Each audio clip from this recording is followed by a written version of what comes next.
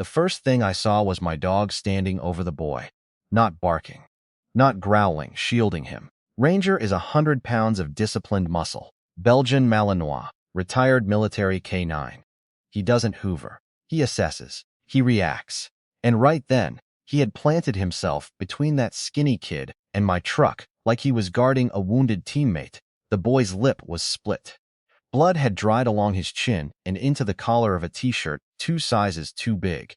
He couldn't have been more than 12. "I can work," he said before I could speak. His voice cracked, but he held my eyes. "I can work on your farm. I don't need money. Just a place to stay." I kept my hands visible. Old habits. "How'd you get past the gate?" I asked. He didn't answer that. Ranger nudged the kid's elbow gently, then looked back at me. Not alert. Not threatened.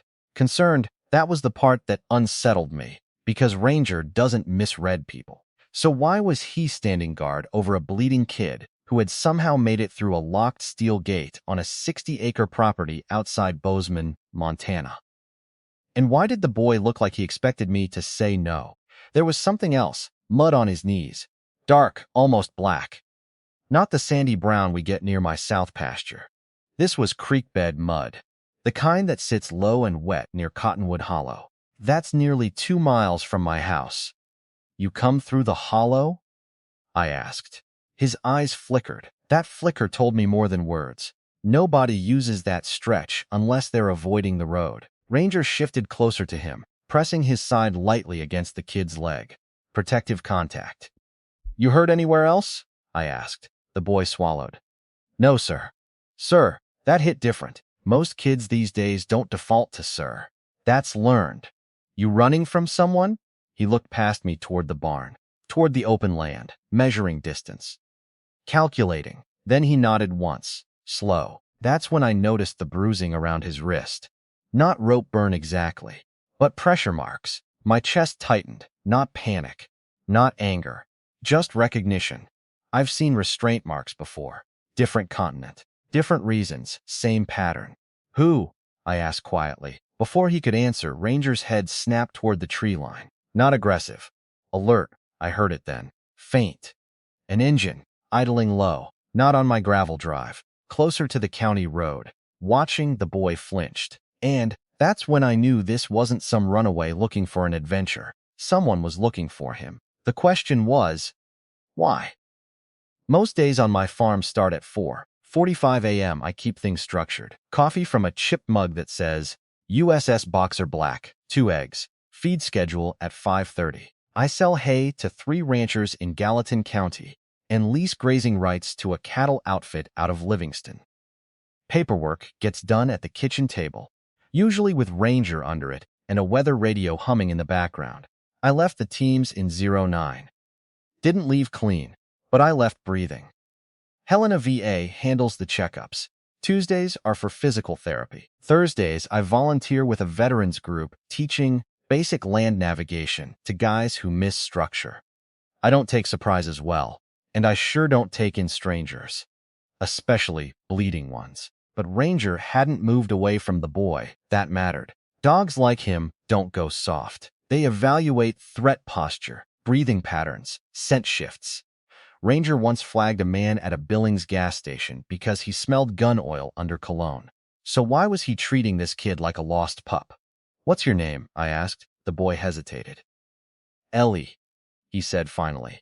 It was just long enough of a pause to tell me that might not be true. "Okay, Eli. I'm going to ask you one more time. Who's looking for you?" He opened his mouth. And that engine near the road revved. Closer now. Ranger stepped fully in front of him. That's not a coincidence. That's a decision. I walked him into the barn, not the house. Concrete floor. Tools on pegboard. Tractor parked inside. Clear sight lines through both doors. I handed him a clean shop towel and pointed to a metal stool. "Sit." He obeyed immediately. Military, quick. Not defiant. Not slouched trained. That bothered me more than the bruises. "You got family?" I asked. A nod. "Here in Gallatin County?" Another pause, then a shake of the head. "Out of state?" He looked down at his hands. That's when I saw it. On his forearm, faded ink. Not a tattoo. Marker numbers. 4 of them, written in block print. My stomach tightened. That wasn't something kids scribble for fun. That yours? I asked, pointing. His fingers closed over it instinctively. They said not to wash it off. Who's they? The engine outside cut off. Silence settled heavy against the barn walls. Ranger's ears angled forward. I stepped toward the open barn door and saw a dark SUV parked just beyond the tree line. Not on my property, but close enough to make a point. Idaho plates. Driver's side window cracked. No one stepping out. Just waiting. I walked back inside slowly. Ellie, I said evenly. Did someone tell you to come here? He hesitated again. Then, barely audible, he said you help people.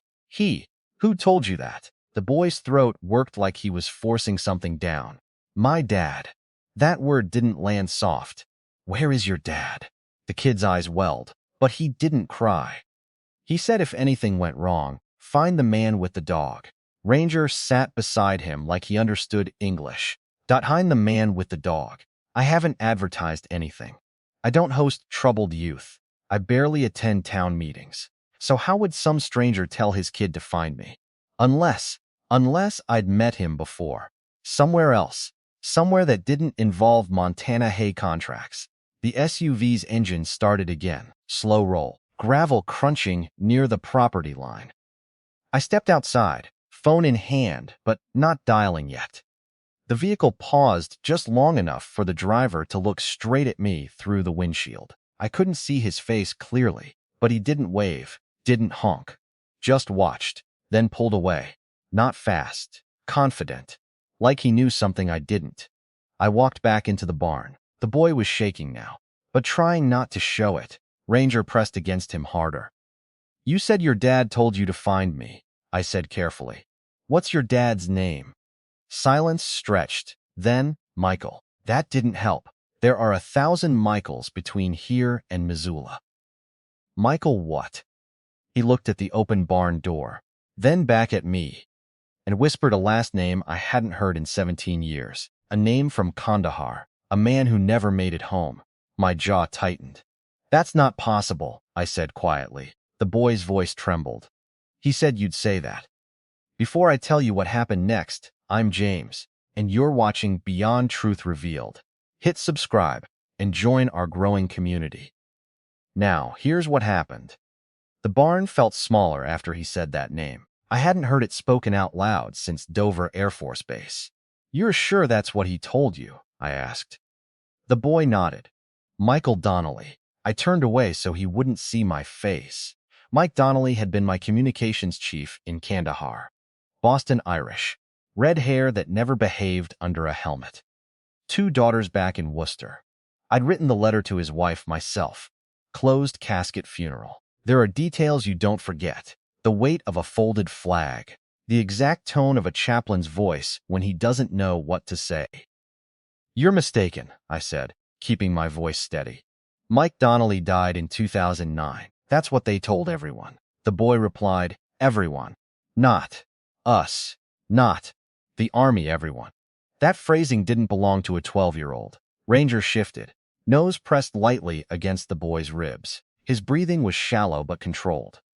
Not lying, not panicked, just bracing. Where did you see him? I asked. Idaho. Where in Idaho? Near Coeur d'Alene.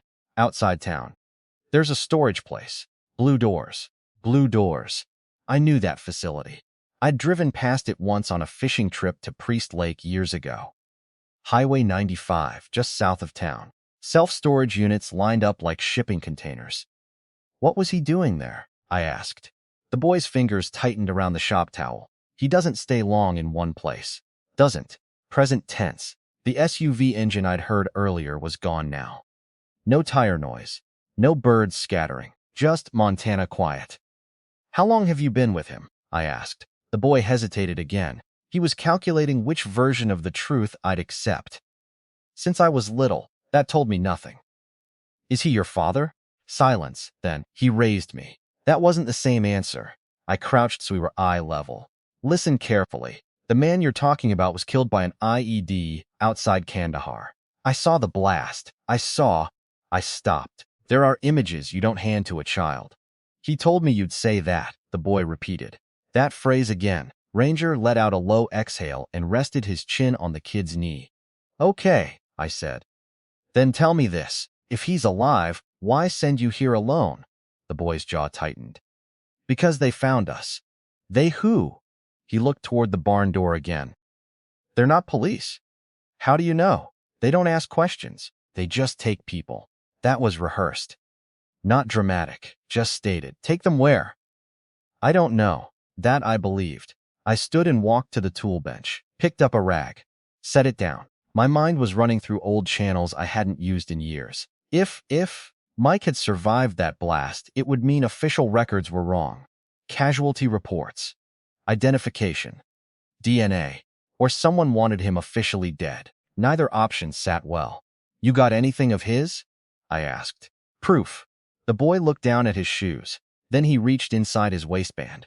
Not fast, not threatening, and pulled out a small plastic sleeve, the kind you'd keep fishing licenses in. Inside it was a photo. I took it carefully. It was old, creased at the edges. A group of men in desert camo standing in front of a mud wall, helmets off, sweat soaked, smiling like idiots after surviving something stupid. I was in that picture. So was Mike. And written across the bottom in black Sharpie. For Jay, you still owe me $20. M. My handwriting wasn't on it. His was. I flipped it over. On the back were coordinates. Handwritten, latitude and longitude. I didn't need to check a map. I recognized the format instantly. What's this? I asked. He said if something happened, you'd know what to do. What does that mean? The boy shook his head. That's all he said. Ranger stood up suddenly and moved toward the side door of the barn. No barking. Just attention.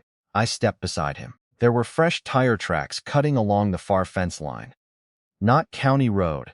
My fence. Someone had driven through the shallow ditch and back out again. Testing. Did you tell anyone you were coming here? I asked over my shoulder. No. Did he? The boy swallowed. I think they were already watching. That landed heavy. Watching who? Use. How long? He looked at the numbers on his arm. A while. I walked back inside. Those numbers, I said. What are they? He hesitated. Then they gave everyone one. Everyone where? He shut down after that. Shoulders stiff.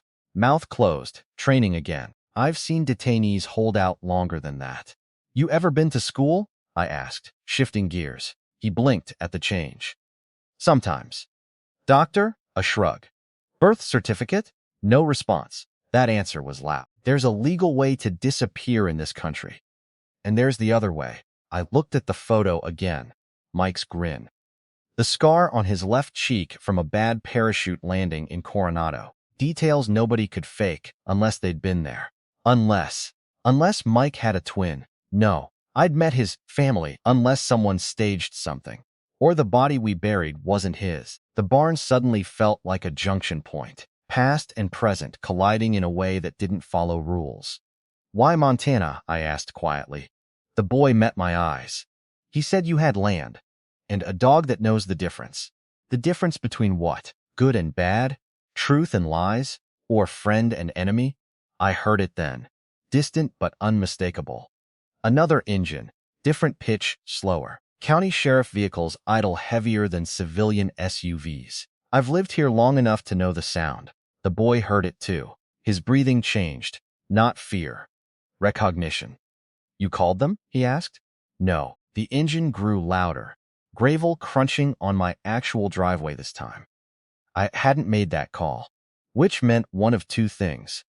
Either someone reported a suspicious vehicle near my property, or the SUV by the tree line had made a different kind of call. Ranger moved back to the boy's side, pressing close, protective, not of me, of him. The cruiser door slammed outside. Boots on gravel. A knock against the barn frame. James, you in there? Deputy Carla Ruiz. I'd served on a wildfire volunteer crew with her brother years back. She doesn't drop by for social visits. I stepped toward the door. Yeah, I called. What's going on? She walked into view, hand resting casually near her belt. Not drawn, just ready. We've had reports of a missing juvenile out of Idaho, she said. White male, approximately 12. Possible abduction situation. Vehicle connected to a private security contractor. My pulse slowed instead of sped up. Private security contractor, not police. Why tell me? I asked evenly. Her eyes shifted past me, into the barn, and landed on the boy. Her expression didn't change much, but I saw it. Recognition. That's him, she said quietly. The boy's fingers curled into Ranger's fur. He's not kidnapped, I said. Carla's gaze returned to mine. James, she said carefully. The people looking for him say he's their property. Property. The word hung in the air like something rotten. Ranger let out a low, steady growl I hadn't heard since overseas. Carla didn't move for her cuffs. She just watched me waiting. And I realized something that unsettled me more than the SUV, more than the photo, more than the coordinates in my hand. She wasn't here to rescue him. She was here to see which side I was on. So, the question wasn't whether Mike Donnelly was alive. The question was, what exactly had he gotten himself into? And why did it now include me? Carla didn't step closer. She didn't reach for the boy. She just stood there in the barn doorway with the late afternoon light behind her, studying me like I was the variable in her equation. Property is a strange word to use, I said evenly. It's the word they used, she replied. Guardian transfer paperwork, out-of-state custodial agreement. Filed in Kootenai County 3 years ago. The boy's grip tightened in Ranger's fur. I didn't ask for a legal summary, I said. I asked what you think. Carla exhaled slowly. I think Idaho tagged this as a civil retrieval, not a kidnapping. But the flag attached to the vehicle? That's federal. Federal. The air shifted. What agency? I asked. She hesitated. That was unlike her. It doesn't say. That told me more than if she'd answered. The boy spoke quietly. They said if I ever talked to police, it would get worse. Carla's eyes flicked to him. Who said that? He went still again. Training, conditioning, whatever you want to call it. It was deep. I stepped forward slightly, blocking Carla's direct line to him. Not aggressive. Just enough. You see cuffs on him? I asked her. No. You see signs of restraint right now? She glanced at his wrists, the fading bruises. No. Then what exactly are you here to do? She shifted her weight. Gravel crunched under her boot. I got a call from a number that routed through a federal exchange. They said the juvenile might attempt contact with a former military associate in Gallatin County. That's you. A former military associate. That's how I'd been reduced. And they just handed you that, I asked. No. They asked me to observe and report. Observe and report. So you're observing, I said. Her jaw tightened slightly. James, who is he to you? I didn't answer right away, because I didn't know. The boy looked up at me. Not pleading. Measuring. I'm nobody, he said softly. That wasn't self-pity. That was programming. Carla heard it too. She took a step inside the barn, lowering her voice. If I walk away, they'll send someone else. Probably not me. Probably not local. What happens if you say you didn't find him? She met my eyes. Then they'll assume I'm compromised. There it was, pressure from both sides. Deputy, I said carefully. Does Idaho list him as missing? No. Does Montana? No. Any active warrant? No. Then on what basis is anyone claiming ownership? She didn't like that word either. I saw it in her face. Guardianship contract, she repeated. Signed by a Michael Donnelly. The name hit the air again. And you verified that signature? I asked. It matches the digital file attached to his Social Security number. Social Security number. If Mike had truly died in 2009, that number should have been locked, flagged, frozen in every federal database, unless someone reopened it or never closed it. The boy shifted on the stool. He told me not to trust paperwork. Carla looked at him again. Why? Because paper can say anything. That wasn't a kid's thought. That was something he'd been taught. Carla straightened slightly. James, I have about 5 minutes before I'm required to log this contact. Once I do, it goes into the system. And if you don't? I asked. She gave a small, humorless smile. You know how digital logs work. Yeah, I did timestamps, GPS tags from her cruiser, body cam metadata even if she hadn't activated it. She wasn't exaggerating. I turned to the boy. Ellie, if that's your name, did Mike ever mention a call sign? The kid blinked. What's that? In Afghanistan. Did he have a nickname? The boy frowned slightly, thinking. He said someone used to call him Redwire. My throat tightened. I hadn't heard that in almost 2 decades. Redwire was Mike's comms nickname after he rigged a busted antenna with stripped copper during a sandstorm. Nobody outside our unit knew that. Nobody. Carla saw the shift in my face. You recognize that? Yes, I said quietly. She studied the boy differently after that. Less like a runaway. More like a question mark. James, she said, voice low. If this is connected to something federal, you don't want to obstruct it. I'm not obstructing anything, I replied. I'm asking why a dead man is signing guardianship contracts. Silence. The wind moved through the open barn door, carrying the dry smell of hay. Carla's radio crackled softly on her shoulder. Background chatter. Nothing urgent yet. The boy looked at me. He said if they came with papers? It meant they'd decided. Decided what? I asked. That I wasn't useful anymore. The word useful landed wrong. Carla heard it too. Her posture shifted. Not official now. Personal. Useful how? She asked him. He looked at the numbers on his arm again, then at the floor. They test things. My pulse slowed. What things? I asked. He shook his head. I'm not supposed to say. Ranger stepped closer, pressing against him until the kid's breathing steadied again. Carla glanced at me. James. It wasn't a warning. It was a question. How far are you willing to step into this? I made a decision then. Not loud, not dramatic, just a shift. He's not leaving with anyone today, I said. Carla held my gaze for a long moment. You understand what that means, she said quietly. Yes, it means you're now part of it. I was part of it the moment they called you. Another beat of silence. Her radio crackled again, this time with her unit number. She reached up, pressed the button. Ruiz. Static.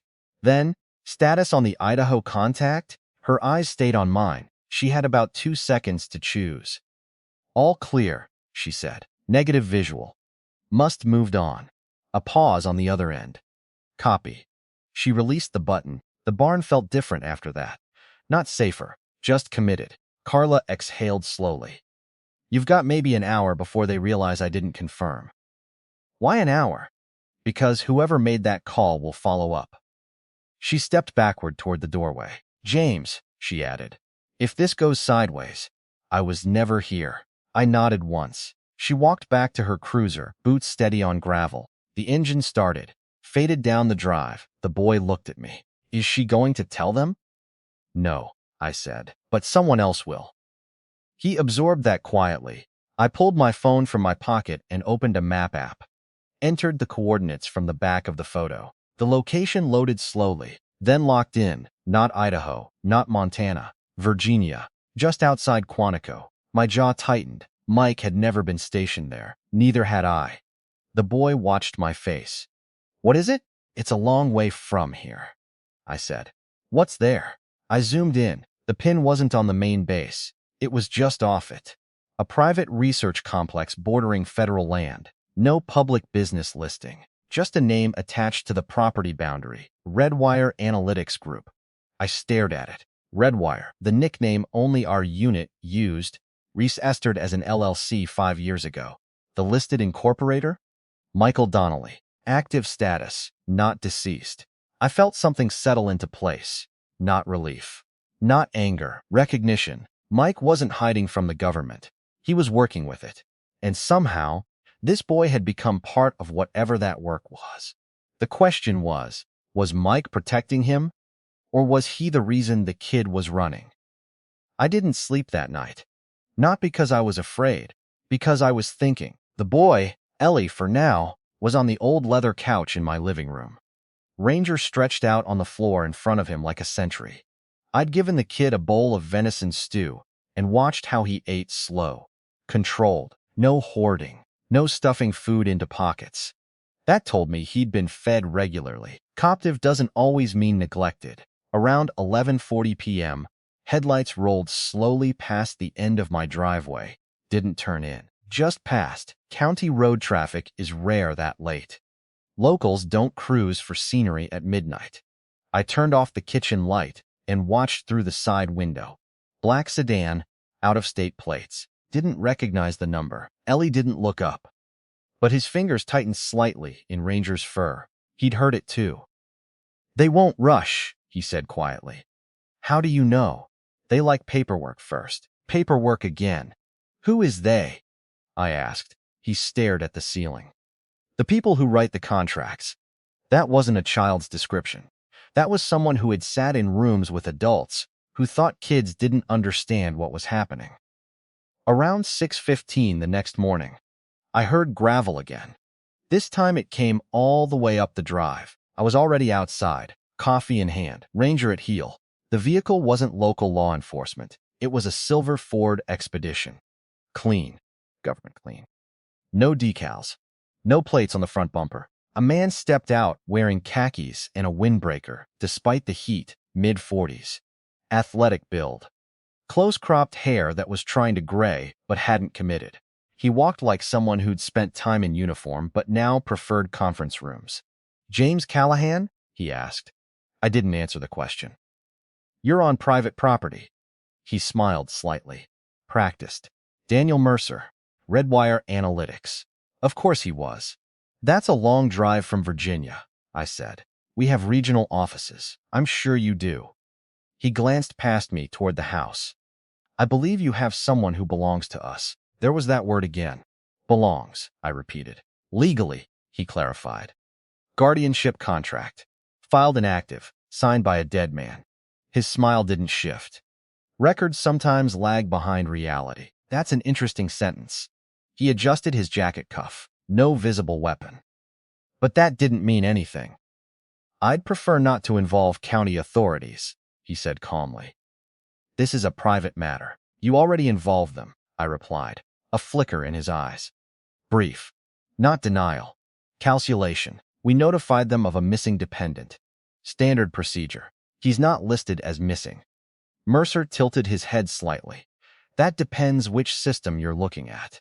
Behind me, I heard the front door open softly. Ellie stepped onto the porch.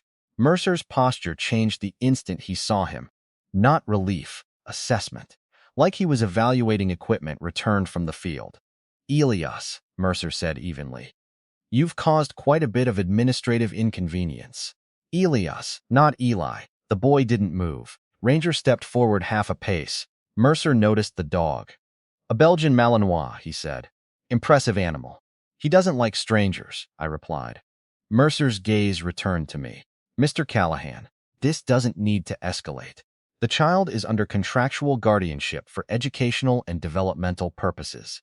"That's vague. It's proprietary." "Try again." He exhaled slightly, like I was being difficult in a boardroom.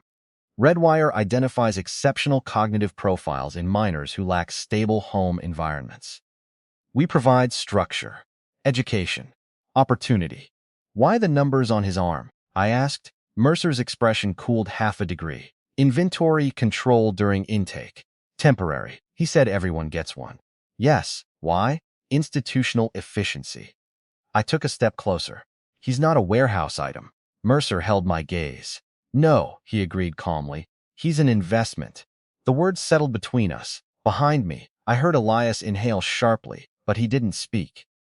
"You're recruiting gifted kids?" I asked. "Not recruiting," Mercer corrected. "Contracting, with legal consent." "From who?" "From guardians authorized to make those decisions." "Michael Donnelly?" "Yes." "Where is he?" Mercer's smile returned, smaller this time. "Officersen. That's convenient. Operationally necessary." Operational. That wasn't corporate language. That was something else wearing a suit.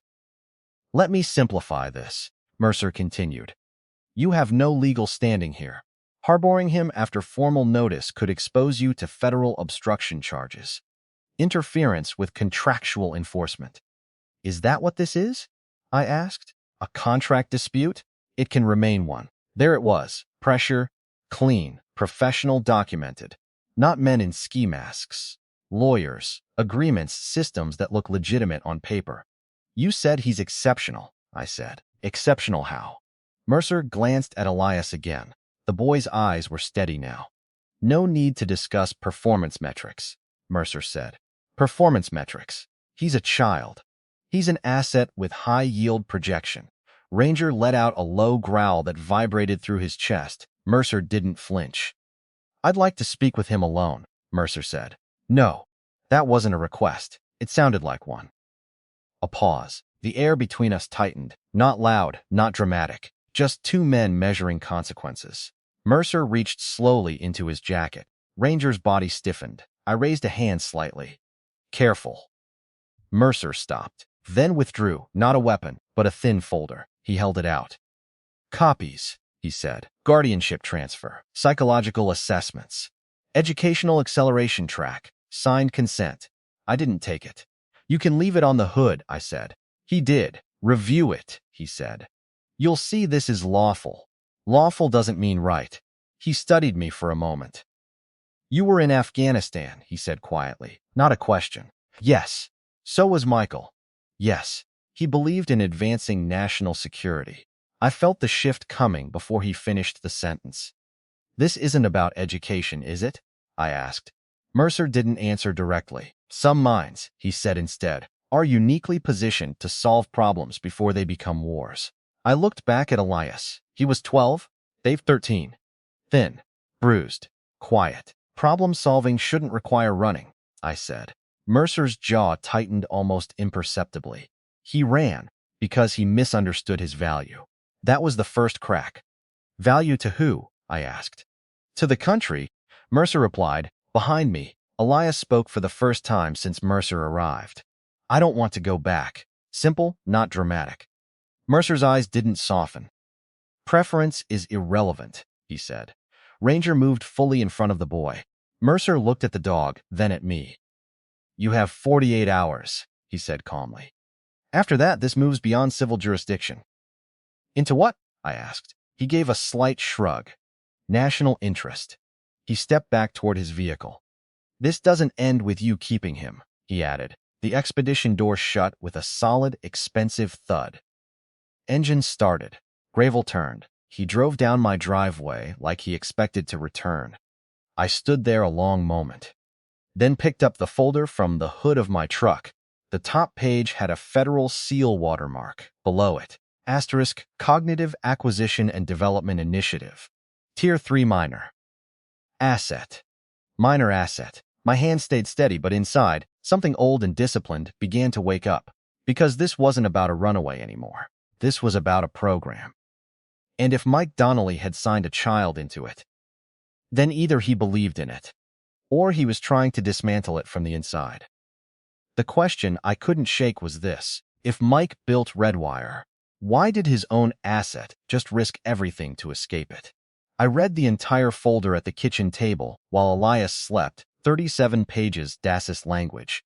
Clean formatting. Federal subcontract references buried under layers of LLC structures. Redwire Analytics Group listed as a Cognitive Defense Solutions partner. Oversight attributed to a Department of Defense Innovation Office that technically exists, but doesn't advertise much. Page 12 was where it turned. Asterisk Tier 3. Minor Asset Classification Criteria. Asterisk. Exceptional Pattern Recognition Metrics. Above baseline predictive modeling capacity. Emotional compartmentalization resilience. Low external attachment anchors. Low external attachment anchors. That's bureaucratic language for no one will come looking. I flipped further. There were testing summaries, neurological mapping sessions, C-Lave cycle manipulation trials. Elias's name wasn't Elias in the file. It was asterisk Elias Donnelly. No birth certificate attached, no hospital record, just an intake date. Age listed as approximate. Signed guardian consent. Michael Donnelly, digital signature timestamped 4 years ago. Witnessed by Daniel Mercer. I closed the folder slowly. Ranger lifted his head from the floor and watched me. You knew something was off, I muttered to him. He blinked once. Around 9:20 a.m., my phone buzzed. Unknown number. Virginia area code. I let it go to voicemail. 10 seconds later, it buzzed again. I answered. James Callahan, the voice said smoothly. Mercer. You're persistent, I replied. We've reviewed last night's sheriff log, he said. Deputy Ruiz omitted contact confirmation. That complicates things. Sounds like an internal problem. It becomes yours if you continue obstructing. He's not property. He is under contract. He's 12. He is classified. There was no heat in his voice, no frustration, just position. You've read the file by now, Mercer continued. You understand his capacity. I understand you're running cognitive experiments on children, development programs, using sleep deprivation and isolation protocols, optimizing neural plasticity windows. I stood and walked toward the front window. A white utility van was parked half a mile down the county road, not moving, watching. You've escalated surveillance, I said. Protective monitoring, Mercer corrected. For who? For the asset. Stop calling him that. A brief pause. You're emotionally engaging, Mercer said. That's predictable given your background. My background? You display high loyalty retention, survivor attachment. It's documented. I felt my jaw tighten. You've been reading my file too? You're connected to a deceased Tier 3 architect. Of course we reviewed you. Architect, not contractor. Architect. Mike built this, I said quietly. He helped conceptualize early frameworks. And now, Michael is pursuing broader applications. Alive. Confirmed without him saying it outright. Put him on the phone, I said. He's unavailable. Or unwilling. Another pause. You have 48 hours, Mercer repeated. After that, retrieval authority expands. Meaning what? Meaning this stops being a conversation. The line clicked dead. I stepped outside. The van down the road didn't move. Elias was standing near the barn, watching chickens peck at the dirt like he'd never seen something so ordinary. You ever been on a farm? I asked. He shook his head. They don't like noise, I said, nodding toward the hens. Move slow. He copied my pace exactly. Measured. Controlled. They said I was good at predicting system failures, he said quietly. What kind of systems? Digital. Behavioral. Tactical simulations. Tactical, I repeated. He nodded. They built scenarios. I had to tell them what would happen next. And were you right? Usually. There wasn't pride in it, just fact. What happens if you're wrong? I asked. He hesitated. They adjust the variables. How? Silence. I didn't push. After a minute, he spoke again. They said Dad believed in preemptive stability. That sounded like Mike. Clean phrasing. Mission-oriented. Did he treat you like the others did? I asked. Elias looked at the fence line. No. How was he different? He asked if I was tired. That landed heavier than anything else. And were you? I asked. He nodded. Around noon, a second vehicle appeared. Black Suburban, not subtle. It turned into my driveway without hesitation. Two men stepped out this time. Not suits. Tactical casual. Cargo pants, fitted polos, discreet earpieces, private security. One of them scanned the property perimeter like he was mapping approach angles. The other knocked on my truck window with his knuckles. Mr. Callahan, he said. We're here to ensure safe transfer. No court order, I replied. He smiled slightly. Federal Partnership Authority doesn't require one. That's not how the Constitution works. It is when national security exemptions apply. Behind me, I heard Elias step back toward the barn. Ranger moved instantly, positioning between him and the men. Call your supervisor, I said evenly. Put him on speaker. The guards studied me, then did it. Mercer answered on the second ring. You're accelerating timelines, I said. You forced reassessment, Mercer replied calmly. You send armed contractors onto private land without a warrant. That's not reassessment. That's intimidation. It's compliance facilitation. Wrong state, I said. Montana doesn't respond well to that. The guard shifted slightly, eyeing Ranger. Stand down your animal, he said. Take one more step, I replied quietly, and you'll find out why he doesn't miss. That wasn't a threat. It was information. Mercer's voice came through the phone again. James, this doesn't benefit you. Harboring a classified minor exposes you to federal detention under obstruction statutes. Then charge me, I said. Silence. That wasn't the answer he expected. You're willing to jeopardize your VA status? Your land contracts? Your pension? There it was, financial threat. Measured. Targeted. I've rebuilt before, I said. The two contractors exchanged a glance. Mercer spoke again. Tone cooler now. You're not assessing long-term impact accurately. Try me. A long pause, then. Very well, Mercer said. We'll pursue formal injunction. The line went dead. The contractors didn't leave immediately. They stood there another 30 seconds, committing everything to memory. Then they got back in the Suburban and back down my drive. The white van on the county road pulled away at the same time. Coordinated. I watched until both vehicles disappeared. Elias stepped out from behind the barn. They won't stop, he said. No, I agreed. He looked at me carefully. They'll make you hurt in ways that don't look like hurting. That wasn't something a child invents. That's something he'd seen. My phone buzzed again. This time it was my hay distributor in Livingston. James, he said, voice tight, we've had to suspend your contract temporarily. Some compliance issue flagged at the federal level. Of course, pressure vector 1. 10 minutes later, an email from the VA portal. Asterisk review notice. Benefits eligibility audit initiated. Asterisk pressure vector 2. Elias watched my face. I told you, he said quietly. I looked down at him, at the bruises that were almost faded, at the numbers still faint on his arm. And I understood something clearly for the first time. This wasn't just about keeping him hidden. They were going to dismantle my life piece by piece until handing him over felt practical. Ranger pressed against my leg, steady, grounded. I crouched in front of Elias.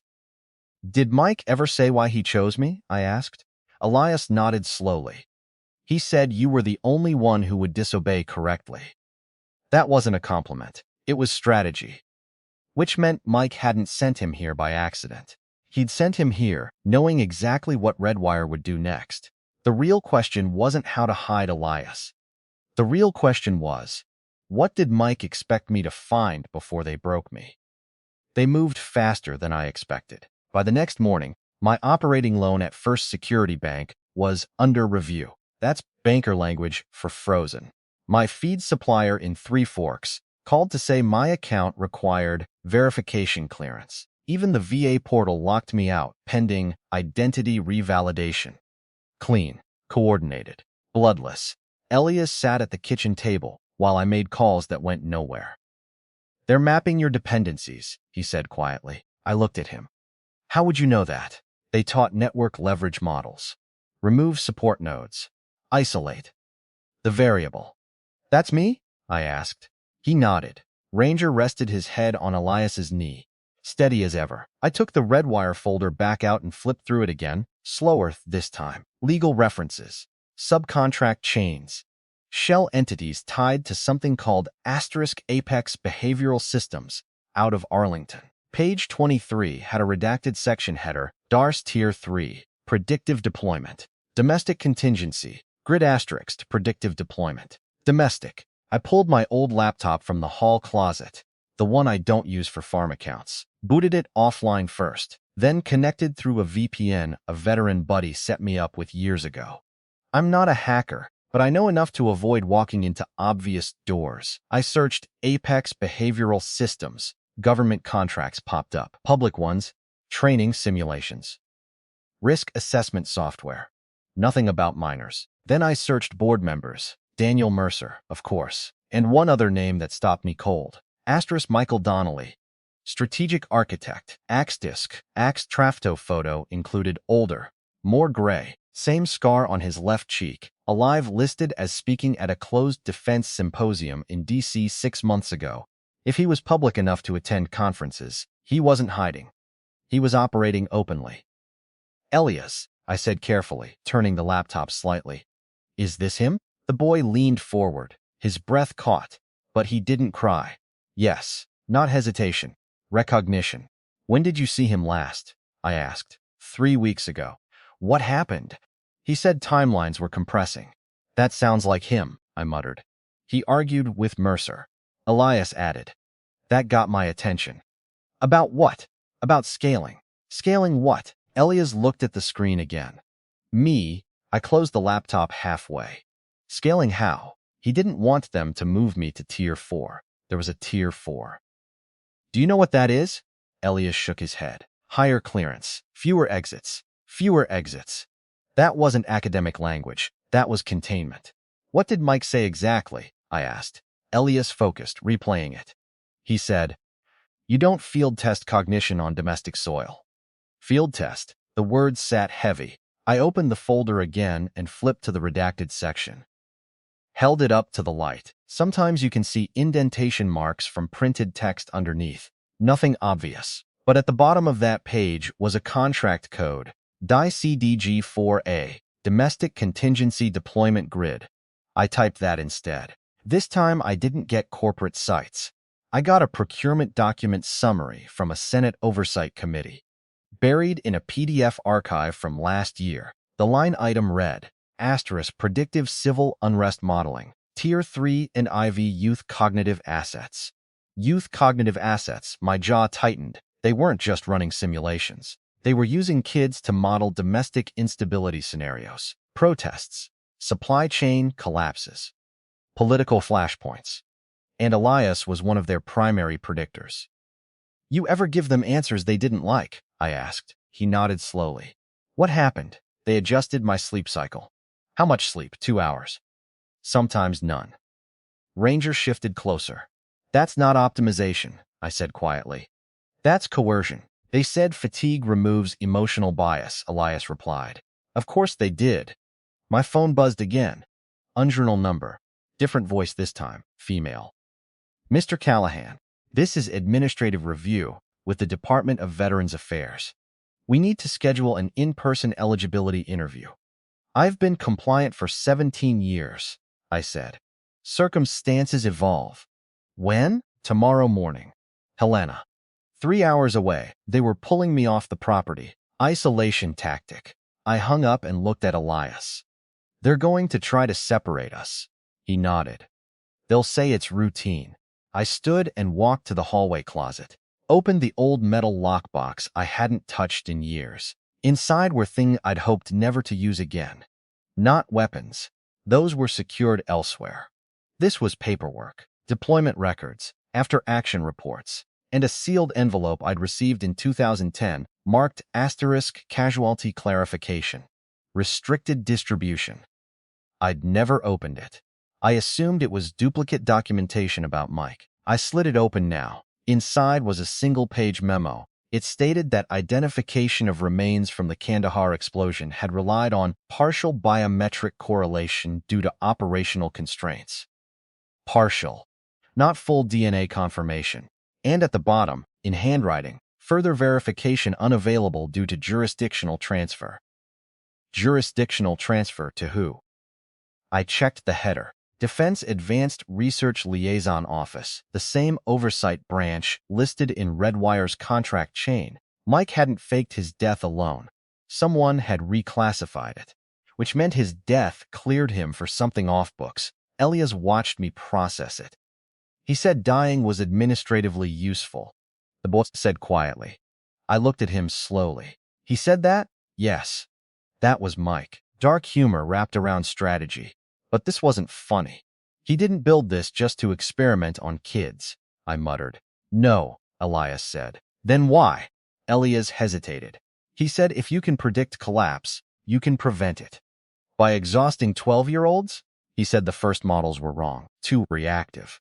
He wanted anticipatory. And Mercer? He wanted deployment. There it was, fight ideology. Architect versus operator. I stood very still. If Mike had started this believing he could prevent conflict, but Mercer saw it as a tool to control it, then Elias wasn't just an asset. He was proof of concept. And if Tier 4 meant field testing. I walked back to the laptop and searched the Senate archive again. Buried deep was a closed session note. Pilot predictive node to be integrated in Northern Rockies corridor, pending final validation. Northern Rockies, Montana. I felt the pieces align. They weren't just retrieving Elias because he ran. They were retrieving him because something here was about to be modeled or triggered. I looked at him. Did Mike say anything about Montana specifically? Elias swallowed. He said this region was statistically volatile within 18 months. Volatile how? He met my eyes. Resource stress, infrastructure breach, civil fracture cascade. That wasn't a child speaking. That was someone repeating scenario language. I felt Ranger's weight against my leg. Steady. Grounded. They're not just protecting national security, I said quietly. Elias shook his head. They're trying to steer it. And if Elias could predict unrest before it happened, whoever controlled him could influence how it unfolded. I closed the laptop. They're pulling me to Helena tomorrow, I said. That's not an audit. It's a removal attempt. Elias nodded. They'll escalate if you don't go. I know. I looked toward the horizon through the kitchen window. Clear skies. Quiet fields. Ordinary morning, which meant whatever they were modeling hadn't happened yet. That was our leverage. If Mike built this to prevent something, I said slowly, there's a flaw. A back door. Something only he and I would understand. Elias watched me carefully. He said you'd look for the seam, he said. The seam in the system, where two ideas don't match. Architect versus operator, prevention versus deployment, and somewhere between them, a fault line. I looked at the Redwire folder again, at Mercer's calm signature, at Mike's digital consent. One of those men was lying. The confrontation wasn't optional anymore. It was scheduled. The only question was Mike still trying to stop this thing? Or was I about to walk straight into something he'd already chosen? I went to Helena alone. Not because I trusted them, because I needed them to think I did. Carla Ruiz showed up at my place before dawn to sit with Elias. She didn't ask questions this time.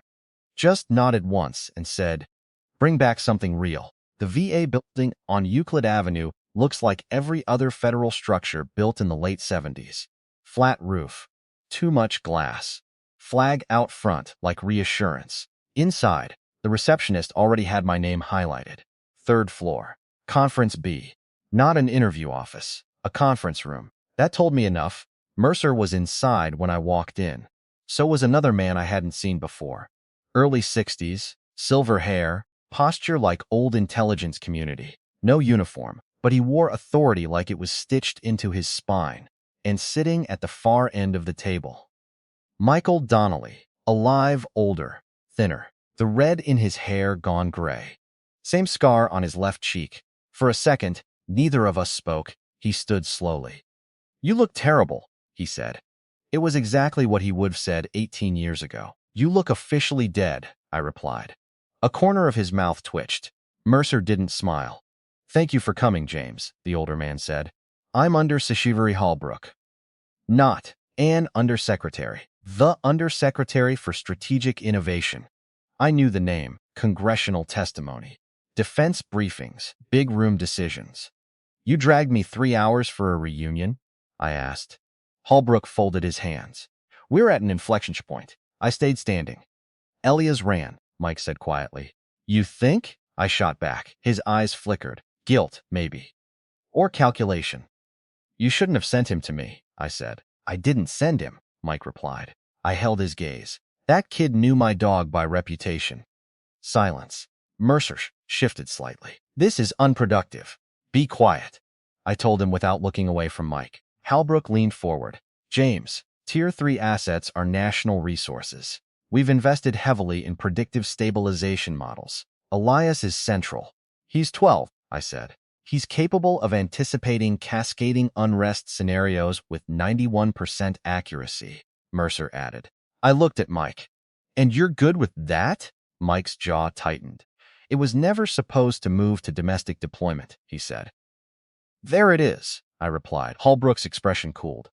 Domestic instability is not theoretical. Supply chains fracture. Water rights disputes escalate. Energy grid vulnerabilities. So you groom kids to game it out, I said. We prevent bloodshed, Hallbrook corrected. At what cost? No one answered that. I pulled a folded printout from my jacket, the Senate procurement summary. Northern Rockies corridor pilot, I said, placing it on the table. That's Montana.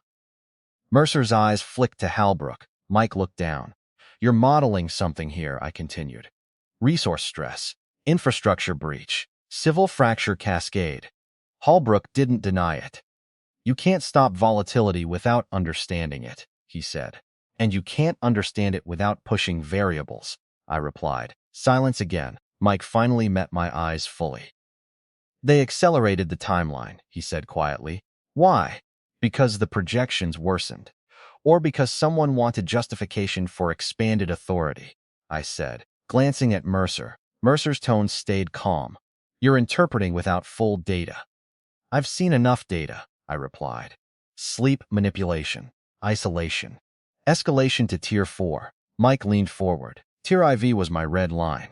Then why sign the guardianship? I asked. His face changed then. Not defensiveness, something heavier.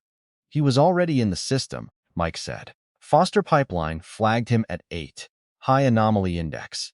If I hadn't pulled him under Redwire, he would have gone black site cognitive. Black site on U.S. soil. Halbrook didn't flinch. It's classified, he said evenly. I looked at Mike. So you saved him by recruiting him. I bought him oversight, Mike replied. By becoming his handler? His voice dropped. By becoming his shield. That word landed. And now, I asked. Mike exhaled slowly. Now Mercer wants deployment validation. Mercer didn't deny it. We're past theoretical modeling, he said. Predictive assets must be field-calibrated. Field-calibrated how? I asked. No one answered. Which was answer enough. You create controlled stressors, I said slowly. Infrastructure disruptions, information leaks, maybe a localized shortage. Halbrook's gaze hardened. Careful, he warned. Am I wrong? Silence. Mike's eyes told me I wasn't. You'd risk real people, I said. We mitigate, Mercer replied. You manipulate. Halbrook leaned back. National stability requires uncomfortable decisions. I thought about my frozen accounts, my suspended contracts, the white van on my road. You've already started pressure tests, I said. No denial. Mike looked at me. Elia's predicted escalation curves here 18 months out. Water access disputes. Power grid fragility near Bozeman. If unmanaged, it fractures fast. So you manufacture management? I asked. We shape outcomes, Halbrook said. There it was, not prevention control. I leaned both hands on the table. He ran because he realized you weren't preventing collapse, I said quietly. You were steering it. Mike closed his eyes briefly. He's not wrong, he said. Mercer's head snapped toward him. Michael. You asked for honesty, Mike replied. Halbrook's tone sharpened. This is not the forum. It is now, I cut in. Because you're not getting him back. Halbrook studied me. You think you can shield a Tier 3 asset from federal mandate? I think you don't want exposure, I replied. Senate oversight already flagged youth cognitive deployment. If word gets out, you're stress testing domestic regions. Mercer stood abruptly. Speculation. Documented procurement codes, I shot back. Mike looked at me carefully. You found the seam, he said. Architect versus operator. Prevention versus deployment. You built this to anticipate crises, I said. He's using it to justify power. Halbrook's patience thinned. Mr. Callahan, your farm, your benefits, your freedom, they exist inside a national structure we maintain. A threat. Polite. Clean, I didn't sit down. You classify a kid as an asset and expect me to salute? I said. Mike's voice came low and steady. I didn't expect you to salute. Then what did you expect? He held my eyes. I expected you to force a choice. The room went still. Mercer looked between us. Halbrook's jaw tightened. What choice? I asked. Mike swallowed once. Whether Redwire remains predictive, a beat, or becomes operational. And suddenly, I understood. Elia's running wasn't a liability. It was a trigger. If they retrieved him quietly, Tier 4 deployment moved forward. If they had to escalate publicly, Congress would ask questions. Oversight committees would dig. Mike had sent Elias to the one person stubborn enough to refuse quietly. You're using me, I said. Mike didn't deny it. I'm giving you leverage, he replied. Halbrook stood. This conversation is concluded. Mercer stepped toward the door. Mike stayed seated. They'll move faster now, he said to me quietly. Legal seizure. Federal protective order. Let them, I said. Mike looked at me one last time. If this goes wrong, he said, they won't just dismantle your life. I know. He hesitated. They'll redefine you. That was the real threat. Not jail, not fines, classification, discrediting, erase credibility, and any warning I tried to give would sound like paranoia. I walked toward the door. Holbrook's voice followed me. You have 24 hours, Mr. Callahan. After that, recovery becomes compulsory. Compulsory. I stepped into the hallway without looking back because the confrontation wasn't over. It had just shifted arenas. And now the question wasn't whether they'd come for Elias. The question was, how far would they go to make sure no one believed why? Asterisk. Part 8. They filed the injunction at 8:12 the next morning. Federal Protective Custody Order. Temporary seizure authority under National Security Youth Safeguard. Provisions I'd never heard of. Carla called before the papers were even served. U.S. Marshals are en route, she said. Not local. ETA? 40 minutes. Maybe less. I looked across the kitchen at Elias. He was calm. Too calm. They escalated, he said quietly. Yeah. Ranger stood and stretched, sensing the shift in tone more than the words. I wasn't going to outrun federal marshals on open land. And I wasn't going to stage some armed standoff on Montana soil over a 12-year-old boy. That would hand Holbrook exactly what he needed. Proof of volatility. Mike hadn't sent Elias to me for a gunfight. He'd sent him for exposure. I grabbed the old laptop and the Redwire folder. Elias, I said, kneeling in front of him. You told me you predict cascades. He nodded. If they take you quietly, what happens? Tier IV validates, he said. Domestic deployment accelerates. And if they don't take you quietly? He understood immediately. Congressional review triggers, he said. Oversight delay minimum 6 months. Delay time. Is there anything in Redwire's system that proves domestic stress testing? I asked. He hesitated. Yes, where? Distributed nodes. Not public-facing. Can you access it? He looked at the laptop. If I have connection in 30 seconds. I nodded once. Carla's cruiser pulled into the driveway 5 minutes later.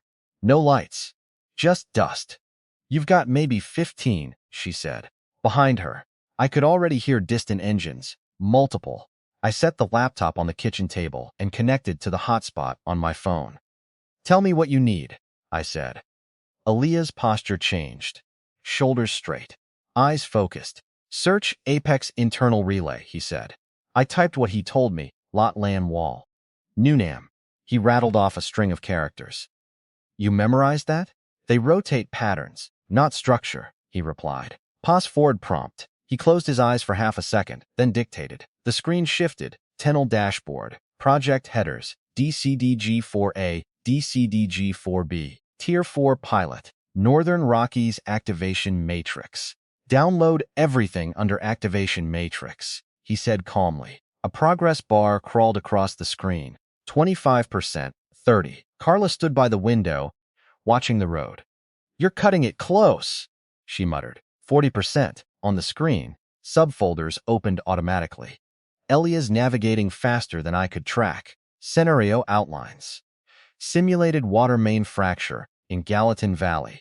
Coordinated misinformation injection across regional social channels. Fuel distribution disruption nodes mapped to 3 counties.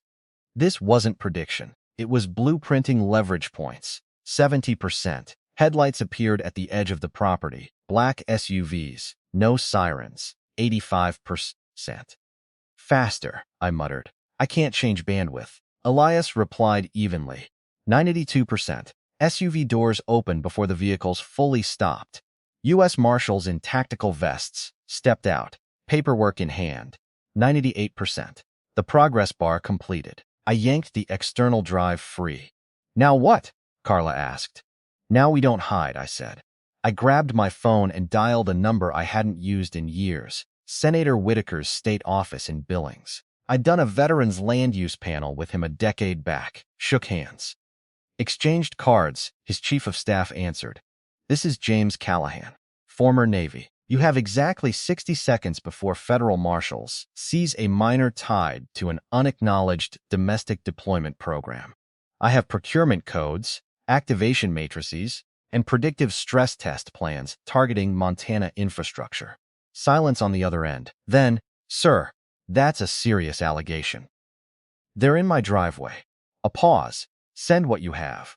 Immediately. I forwarded the entire activation matrix package, CCDD3 addresses, Whitaker's office, the Senate Oversight Committee contact listed on the archived procurement file, and a reporter I trusted from the Billings Gazette who'd covered VA mismanagement 2 years ago. By the time the marshals knocked, the emails were sent. Carla opened the door before they could break stride. Lead marshal, mid-40s, professional. Federal protective order, he said, holding up the paperwork. I've seen it, I replied.